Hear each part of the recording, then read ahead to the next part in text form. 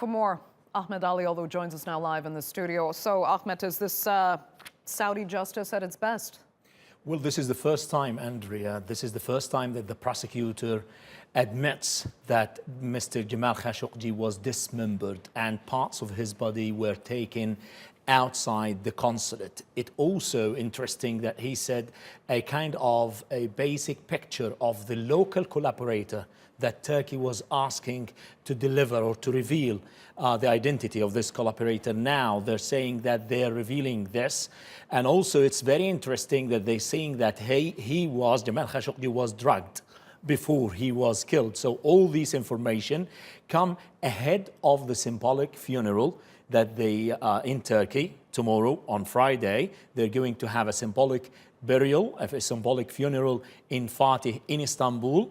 And this comes ahead of this, which means that the Saudis are still want to take the lead of any kind of, like dealing with the, the whole case. They want to show that they're still interested, but this kind of disclosure of information and sentencing 5 people who were witnesses of the killing to death or asking for death penalty does not satisfy the international community. They are, in a way or another, silencing the only witnesses of the crime. Mm-hmm.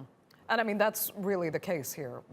Can Saudi, using its justice system here to prosecute these suspects, can the international community just simply put a stop to that, saying that it is in contravention of international human rights law, and that this is a case that is of international interest, and that Saudi must allow an independent judiciary of some sort take the lead instead?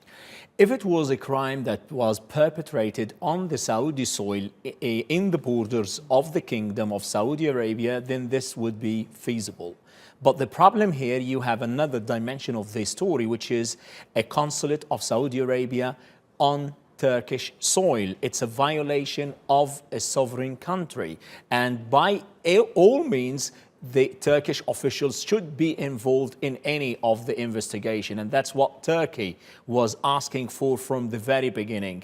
The Saudis did show a kind of cooperation, but it seems that they were cooperating to get what Turkey has in hand and not to help revealing the secrets of that. That would explain why this kind of delay in allowing the investigators, the Turkish investigators, to get into the consulate. After almost 8 days they were allowed, and then using a kind of drip a tactic to reveal what they have in hand, not revealing the testimonies of these 18. Even we don't know who are these 18 members of the squad, the hit squad that were dispatched to Turkey. Who gave the order? Was he the Ahmed al-Asiri, the chief deputy of the intelligence, or Saud al-Qahtani, who once said that I am a loyal servant of my Lord Mohammed bin Salman? All these things raise lots of questions. So how would you expect the international community to have full faith in the Saudi prosecution system? There must be an independent, transparent, or at least joint investigation so that all the evidence are revealed and this case can be closed. Okay.